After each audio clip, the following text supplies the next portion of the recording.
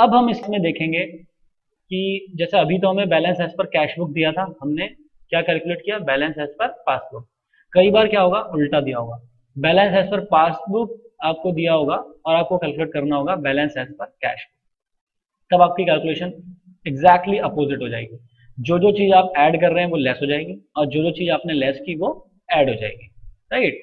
तो और कभी कभी क्या होता है, आपकी आपका जो पैसा जो बैंक में जमा होता है वो जीरो होता है, आपने बैंक से ज्यादा उधार ले लिया है जिसे ओवरड्राफ्ट कहते हैं, अनफेवरेबल बैलेंस, नेगेटिव बैलेंस आपका बैंक में हो जाएगा। कभी कभी ऐसा भी होता है। तो ऐसे केस में आप क्या करेंगे, अगर आपका बैलेंस जैसे अभी तो यहाँ 50,000 आ रहा था आपका कैश बुक का बैलेंस, अगर ये 50,000 की जगह आप कह दें कि भाई ये तो नेगेटिव 50,000 हो गया, तब आप क्या करेंगे, तब फिर सारी चीजें जो ऐड थी वो लेस हो जाएंगी और लेस थी वो ऐड हो जाएंगी। आप कह रहे होंगे सर आपने तो कंफ्यूज कर दिया, ऐड होगा कि लेस होगा। तो देखिए, ये कंफ्यूजिंग नहीं है, आप क्योंकि इनिशियली फर्स्ट टाइम अगर पढ़ रहे हैं तो आपको कंफ्यूजिंग लग रहा होगा, और अगर आपने ऑलरेडी पढ़ा हुआ है तो ये बहुत सिंपल है। तो इसकी इसी कंफ्यूजन से बचने के लिए मैंने एक दिखाया कि 4 तरीके के बैलेंसेस होते हैं और हम ये बैंक रिकंसिलिएशन स्टेटमेंट बना सकते हैं कैसे। आइए देखते हैं क्या क्या चीजें इसमें है। सबसे पहले 4 डिफरेंट सिचुएशंस है। व्हेन डेबिट बैलेंस को हम फेवरेबल बैलेंस दिए, कैश बुक के अकॉर्डिंग अगर डेबिट बैलेंस दिया हो that means favourable balance.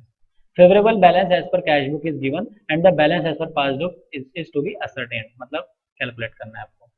Second क्या होगा, आपको कैश बुक का नहीं दिया है, आपको पासबुक के हिसाब से दिया है, आपको कैश बुक का कैलकुलेट करना है। तो जब हम कहते हैं favourable balance as per cash book debit, उसका मतलब होता है कि पासबुक के हिसाब से क्रेडिट बैलेंस, जो कैश बुक में डेबिट है वो पासबुक में क्रेडिट है, मैंने बताया था आपको, तो ये फेवरेबल, ये दूसरा होता है। तीसरा, आपकी जो कैश बुक है उसमें क्रेडिट बैलेंस है, यानी कि कैश बुक में नेगेटिव बैलेंस है, अनफेवरेबल, तो आप कैसे करोगे। और फोर्थ है, जब आपकी पासबुक में अनफेवरेबल बैलेंस है यानी कि डेबिट, क्योंकि कैश बुक में क्रेडिट बैलेंस होने का मतलब है पासबुक में डेबिट बैलेंस होना, गॉट इट। तो इन चारों केसेस में किस तरीके से आप बैंक रिकंसिलिएशन स्टेटमेंट बनाएंगे, मैंने उसका प्रोफॉर्मा आपको दिया है। ये देखिए, अगर आप 1 कॉलम बनाने जा रहे हैं तो अगर फेवरेबल बैलेंस है, जो कि हमने अभी पहले एग्जांपल में भी देखा था फेवरेबल बैलेंस था, तो उस केस में इस तरह से आएगा। मैंने पहले भी आपको प्रोफॉर्मा दिखाया, इनफैक्ट मैंने आपको एग्जांपल सॉल्व करके भी दिखाया। Favourable balance as per cash book, इसमें देखिए किस तरह से चीजें, पासबुक का बैलेंस, इसमें आप देखेंगे कि आपने 2 चीजें आप ऐड कर रहे हैं, ये 2 चीजें आपने ऐड की है और ये 2 चीजें, हालांकि 2 से ज्यादा चीजें भी हो सकती हैं, बट मैं सिंप्लिसिटी के लिए भी मैंने 2 चीजें दी हैं। अगर आप इसी में अगर पासबुक के हिसाब से बैलेंस दिया हो तो आप कैसे करेंगे, तो यही चीजें आपकी रिवर्स हो जाएंगी। आपने अभी पीछे देखा कि check issued but not presented for payment add हो रहा था, लेकिन यहां पर आप देख रहे हैं check issued but not presented for payment less हो रहा है ना, लेस। इसी प्रकार इंटरेस्ट क्रेडिटेड बाय बैंक वहां ऐड हो रहा था, यहाँ लेस हो रहा है। क्यों, क्योंकि आप उल्टा कैलकुलेशन कर रहे हैं, आपको पासबुक दिया हुआ है यहाँ पर, अब आप कैश बुक पे पहुंच रहे हैं, जबकि पहले में आपको कैश बुक का बैलेंस दिया हुआ था और आपको पासबुक असरटेन करना था, राइट। अब इसी को अगर आप 2 कॉलम में बनाएंगे तो 2 कॉलम में कैसे बनाएंगे, देखिए डेबिट बैलेंस ऑफ कैश, ये मैंने अभी एग्जांपल में आपको दिखाया भी था करके, पूरा सॉल्व करके। Debit balance as per cash book से रिलेटेड जो चीजें हैं जो उसमें ऐड होनी है वो डेबिट साइड में आएंगी और जो चीजें लेस होनी है वो क्रेडिट साइड में आएंगी। अगर इसमें पासबुक का बैलेंस दिया होता तो भी यही होता जो एग्जैक्टली आपको दिख रहा है। 2 कॉलम कैश बुक में यही फायदा है, अगर बैलेंस एज पर पासबुक भी दिया हो या बैलेंस पर कैश बुक दिया हो, आपको डेबिट और क्रेडिट चेंज नहीं करना है, जो चीज क्रेडिट में वो क्रेडिट, डेबिट है वो डेबिट ही आनी है, राइट। तो क्रेडिट फेवरेट बैलेंस, अगर आप मान लीजिए पासबुक ऊपर दिया है तो आप इसको ऊपर लिख लेंगे, लेकिन आएगा तो क्रेडिट साइड ही ना। अच्छा, दोनों ने देखा। अब अनफेवरेबल बैलेंस अगर दिया हो तो उनको किस तरह से करेंगे, unfavourable balance as per cash book, इसको देखिए, इसमें आप देख रहे हैं unfavourable balance as per cash book यानी कि ओवरड्राफ्ट दिया हुआ है। तो आप देखिए सबसे पहले एग्जांपल में जो चीज हो रही थी उसका उल्टा हो रहा है, देखिए कैश बुक में आप देख रहे हैं check issued but not presented minus हो रहा है, interest credited by bank minus हो रहा है, जबकि चेक डिपॉजिटेड प्लस हो रहा है, और अगर बैंक चार्ज है तो वो प्लस हो रहा है। अब इसी में अगर पासबुक के हिसाब से अनफेवरेबल बैलेंस दिया हो तो आप क्या करेंगे, आपको थोड़ा कंफ्यूजन हो रही होगी कि सर ये क्या 3-3 4-4 चीजें आपने बना दी, ऐड करना है लेस करना है, कुछ समझ नहीं आ रहा। आपको क्या करना है, 2 या 3 बार आपको स्लोली इस चीज को देखना है। आपको अपने रजिस्टर में या आपकी कॉपी या नोटपैड जो है उसमें इसके नोट बनाने, एक बार आप प्रोफॉर्मा बना के देखिए और एक एग्जांपल सॉल्व कीजिए पॉजिटिव वाला और एक एग्जांपल सॉल्व कीजिए नेगेटिव यानी कि अनफेवरेबल बैलेंस। तब आपको समझ में आएगा कि किस तरह से ये चीज हो रही है। ठीक है, तो ये अनफेवरेबल पर आसानी से आपको 2 बार केवल रिमाइंड करके देखना है। थोड़ा कंफ्यूजन है क्योंकि अभी आप पहली बार देख रहे हैं। अब इसमें देखिए ये पासबुक के हिसाब से आपको दिख रहा है अनफेवरेबल बैलेंस, तो कैसा है इसको अभी मैं, अब देखो ये 2 कॉलम भी है, इसको मैं एग्जांपल से भी समझाऊंगा। अभी ये 2 कॉलम है, 2 कॉलम में आप देख रहे हैं कि इसमें क्या डेबिट और क्या क्रेडिट। अगर मैं अनफेवरेबल बैलेंस कहता हूँ एज पर कैश बुक, हमें इसमें एड लेस में चेंज करने की जरूरत नहीं है क्योंकि इसमें तो हम एड लेस करते ही नहीं है 2 कॉलम में। 2 कॉलम में बस हम डेबिट और क्रेडिट में लिखते हैं, यही फर्क होता है। अब इसको हम एक एग्जांपल से समझते हैं। ये भी पहले प्रॉब्लम 1 की थी, अब हम प्रॉब्लम 2 देखते हैं ओवरड्राफ्ट वाली। इस केस में क्या हो रहा है, आइए इस क्वेश्चन को पढ़ते हैं। On 31st March 2014 Rakesh had an overdraft of 8000 as shown by his cash book. कि कैश बुक में 8000 का ओवरड्राफ्ट है। Checks amounting to rupees 2000 had been paid in by him but were not collected by him. He issued checks of rupees 800 which were not presented to the bank for payment. There was a debit balance in his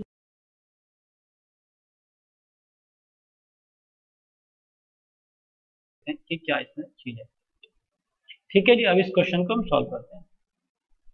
सबसे पहले देखेंगे इसमें क्या है, unfavourable balance overdraft है। क्या है, overdraft.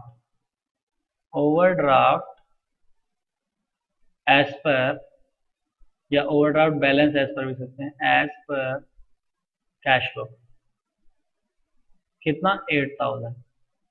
8000 का आपका नेगेटिव बैलेंस है एज पर कैश बुक। ठीक है, इसके बाद क्या है, cheques amounting to rupees 2000 had been paid on him but were not collected। इसने चेक डिपॉजिट कराया बैंक में यानी कि इसको पैसा मिला, लेकिन इसने क्या किया, अपनी कैश बुक में इसने ऐड कर दिया होगा, कैश बुक में ऐड कर दिया होगा लेकिन पासबुक में एंट्री नहीं हुई।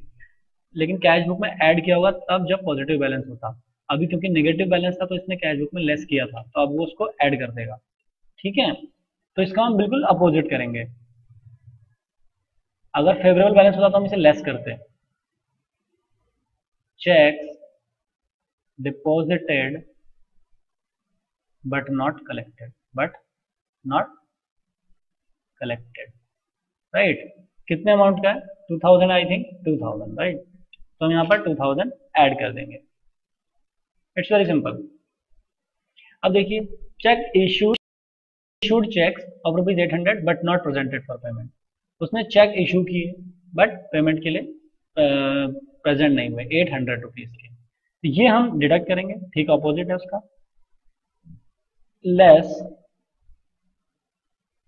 checks issued but not presented 800। ये लेस हो रहा है, लेस को मैं ब्रैकेट में लिख रहा हूँ, राइट। इसके अलावा और क्या है, बैंक ने इंटरेस्ट भी डेबिट किया है और चार्जेस भी डेबिट किए हैं। ध्यान रखिए यहाँ हमारा नेगेटिव बैलेंस है, तो बैंक जो ये इंटरेस्ट लगा रहा है, ये इंटरेस्ट हमें दे नहीं रहा, हमसे ले रहा है। वो कह रहा है तुम्हारा पहले से ही माइनस बैलेंस चार्ज करेगा ना। तो इंटरेस्ट और बैंक चार्जेस 100 प्लस 60, 160 उसने चार्ज किए हैं। तो अगर नॉर्मल बैलेंस होता तो हम इस चार्ज वाले बैलेंस को डिडक्ट करते, लेकिन क्योंकि बैलेंस हमारा ऑलरेडी नेगेटिव है तो इस चार्ज वाले बैलेंस को हम और ऐड करेंगे। बैंक चार्जेस और दूसरा चीज क्या है, इंटरेस्ट। तो ये जो दोनों चीजें हैं 100 रुपीज एंड 60 रुपीज, तो ये 3 चीजें नेगेटिव हुई। ये सब करने के बाद अब पासबुक का बैलेंस क्या होना चाहिए। आप देखिए 8000 पहले ओपनिंग है कैश बुक, जो कैश बुक के हिसाब से नेगेटिव बैलेंस है। चीज हमने डिडक्ट की है, कितना 960। तो बैलेंस अब कितना हो जाना चाहिए, 9040। 9040 का आपका बैलेंस हो जाना चाहिए। ये क्या है, बैलेंस एज पर बैलेंस, लेकिन ध्यान रखना ये ओवरड्राफ्ट बैलेंस है, मतलब negative unfavourable balance. Overdraft balance as per passbook, as per passbook. Are you getting? तो इस तरह से हम चीजों को करते हैं। अगर ये 2 कॉलम में दिखाना था, 2 कॉलम में दिखाते तो बड़ा इजी था। तो हम कैश बुक, अब मैं दिखा देता हूँ आपको किसको 2 कॉलम वाले में कैसे करते हैं, अगर हम 2 कॉलम में इसी एग्जांपल को करते तो। ठीक है, तो overdraft, overdraft as per cash book, as per cash book कितना था 8000। जब नॉर्मल बैलेंस होता है तो डेबिट में लिखते हैं, ओवरड्राफ्ट है तो क्रेडिट में। Check deposited but not cleared. देखिए 2 कॉलम कैश बुक बनाना इजी होता है, मैं तो कहता हूं आपको यही प्रेफर करनी चाहिए, हमेशा 2 कॉलम कैश बुक बनाइए। Check deposited but not collected, कितना 8000, सॉरी 2000। इसको हमेशा हम क्रेडिट में लिखते हैं, cheque deposited but not collected credit में ही लिखेंगे अगर balance as per cash book दिया हो और हमें बैलेंस एज पर पासबुक निकालना हो, चाहे अनफेवरेबल हो या फेवरेबल हो। ठीक है, इसके अलावा क्या लगे? बैंक चार्जेस, बैंक चार्जेस, और एक चीज और क्या लगाइए? इंटरेस्ट। और इससे पहले एक चीज और है, cheques deposited but not cleared, नहीं sorry, cheque issued but not presented, cheque issued but not presented. तो ये 3 चीजें ऐसी हैं जो, अब दोबारा एक बार एग्जांपल देख लें, ये देखिए, चेक इशू और बैंक चार्जेस लगाए 100 और इंटरेस्ट लगाया 60। तो ये अगर अब आप टोटल करेंगे इसका टोटल कितना आएगा? ये तो आ गया 10,000, इसको भी मैं लिखें 10,000, फिर डिफरेंस जब हम निकालेंगे तो आएगा 9040। तो ये जो डिफरेंस है ये क्या है? बैलेंस एज पर, लेकिन कैसा बैलेंस? Overdraft balance, overdraft balance as per passbook, right, as per passbook. तो ये तो थी हमारी 2 column bank reconciliation statement. Simple है, आपको इसमें ज्यादा दिमाग लगाने की जरूरत नहीं है। आप एक बार प्रोफॉर्मा बनाइए, 2 एग्जाम्पल सॉल्व कीजिए, एक नॉर्मल बैलेंस के हिसाब से और एक अनफेवरेबल बैलेंस के हिसाब से, और उन दोनों को 2 बार सॉल्व की, 2 तरीके सॉल्व कीजिए, एक बैलेंस एज पर पासबुक लेके और एक balance as per cash book, आपका हो जाएगा। ये चीज होती है। इसमें कुछ कॉम्प्लेक्स प्रॉब्लम्स आएंगी, लाइक अभी मैंने सिर्फ 2-3 आपको एग्जांपल दिए, इसके अलावा और एग्जांपल्स होंगे क्या क्या डिफरेंसेस के रीजंस होते हैं, और उसको सॉल्व करेंगे, बहुत ईजी है। ठीक है, तो इस क्लास में हम इतना ही करते हैं, बाकी हम देखेंगे जो कॉम्प्लेक्स प्रॉब्लम्स हैं उसमें नेक्स्ट क्लास में हम सिर्फ प्रॉब्लम्स ही प्रॉब्लम सॉल्व करेंगे। तब तक के लिए थैंक यू।